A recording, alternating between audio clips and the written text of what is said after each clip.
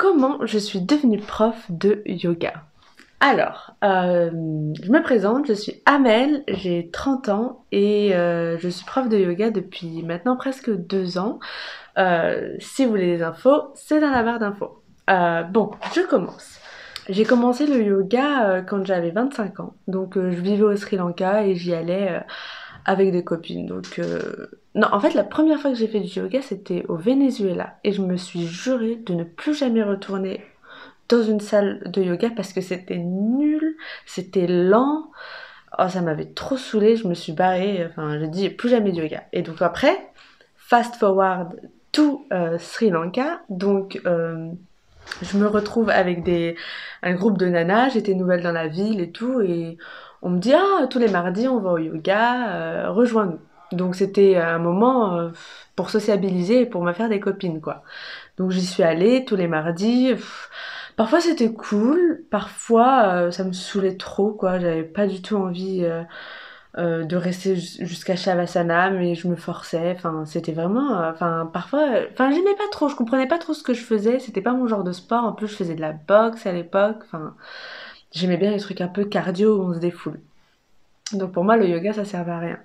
Et donc j'ai continué à faire et je me rappelle, on rentrait dans l'année en 2016 et je me suis dit, bon, bah cette année, Amel, tu fais du yoga tout le temps. Parce que moi, j'ai un peu l'habitude de commencer un truc et ensuite de vite lâcher et de partir sur quelque chose d'autre.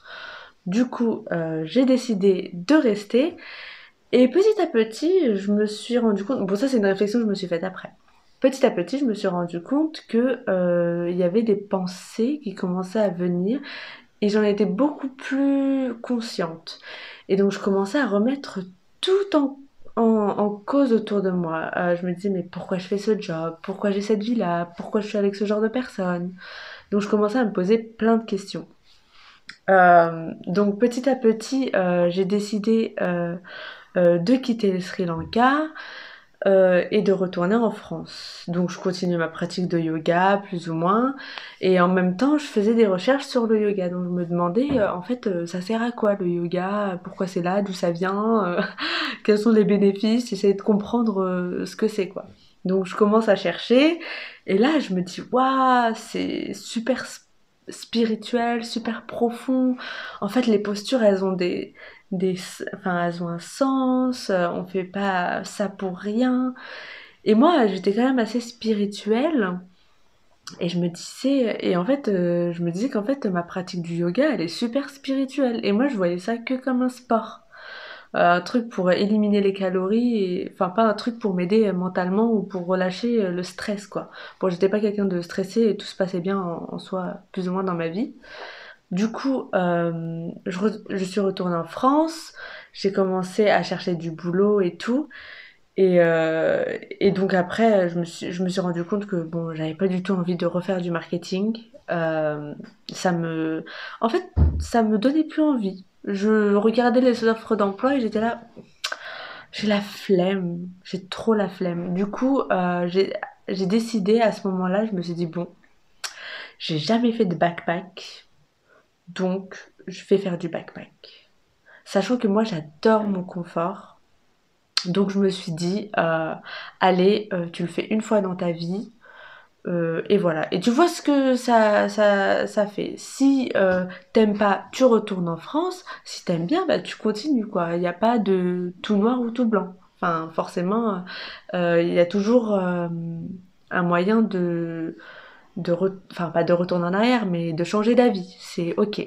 Du coup, ben j'ai travaillé pendant quelques mois, enfin genre 10 mois je pense. J'ai travaillé pendant 10 mois à peu près. J'ai mis un max de thunes de côté et je me suis barrée en Thaïlande. Donc je suis restée en Thaïlande pendant 2 semaines. Moi j'ai pas trop aimé, mais bon ça je pourrais en parler une prochaine fois. Ensuite je suis partie en Inde. D'ailleurs en Thaïlande j'ai eu un accident de scooter. Si ça t'intéresse, je peux en parler. Du coup ensuite en Inde je suis restée je crois 2 mois la première fois. Et en Inde, j'avais décidé en fait de faire une formation de prof de yoga, les 200 heures. Bon après, j'y allais, c'était en fait pour approfondir ma pratique du yoga parce que je stagnais et j'avais besoin de comprendre en fait d'être guidée par quelqu'un qui m'apprenne en fait le yoga un peu plus spirituel et enfin voilà, j'avais besoin de mieux me comprendre et de d'évoluer spirituellement, me développer quoi. Donc du coup, j'ai fait un mois à Dharamsala. Je pourrais en parler aussi si vous voulez. Donc j'ai fait un mois à Dharamsala et ensuite ça m'a complètement changé la vie. Genre je me suis rendu compte que le yoga mais c'est un truc de ouf. Enfin je savais que c'était un truc de ouf mais là j'ai trop aimé quoi. Et j'avais toujours pas l'idée d'enseigner le yoga à ce moment-là.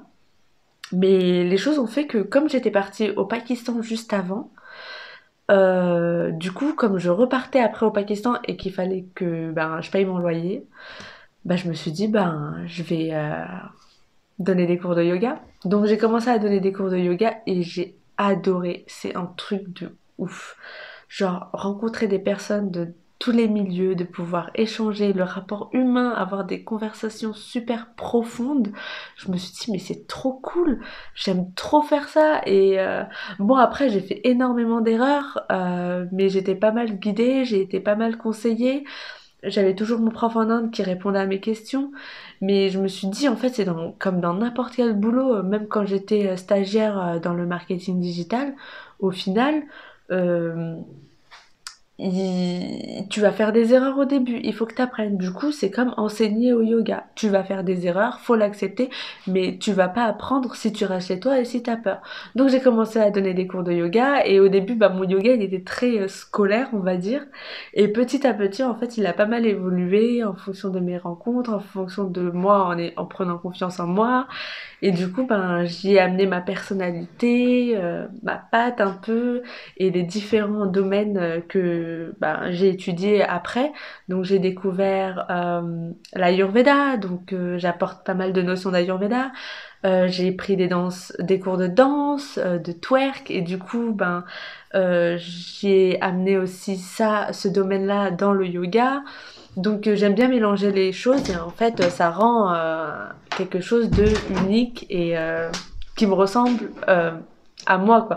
Quand tu vas à mon cours, c'est le cours de Amel et quand tu vas dans un autre cours, et ben c'est le cours d'une autre prof de yoga et c'est ça que j'adore au yoga, c'est qu'en fait quand tu vas dans un cours, tu plonges un peu dans l'univers de la prof et après ça match ou ça matche pas. Donc si t'es élève yoga et que t'as pas trouvé, t'aimes pas trop, bon après je sais pas ce que tu fais sur cette vidéo, mais en tout cas si t'es élève, ne baisse pas les bras après le premier cours quoi.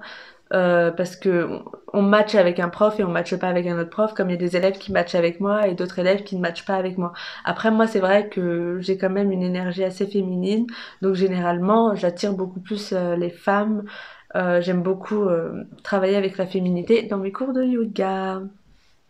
Donc tout ça pour dire que mon cheminement pour devenir prof de yoga ne s'est pas fait du jour au lendemain. Disons que c'est la vie qui m'a petit à petit ramené vers ça. Et j'aimerais t'encourager, toi, si t'es quelqu'un d'assez spirituel et qui aime le yoga et qui hésite en fait à donner un cours, et ben n'hésite pas parce que euh, tu aideras forcément les personnes qui vibrent avec toi. Voilà. C'est fini pour cette vidéo. J'espère que t'as aimé et on se retrouve bientôt pour une prochaine. Bye!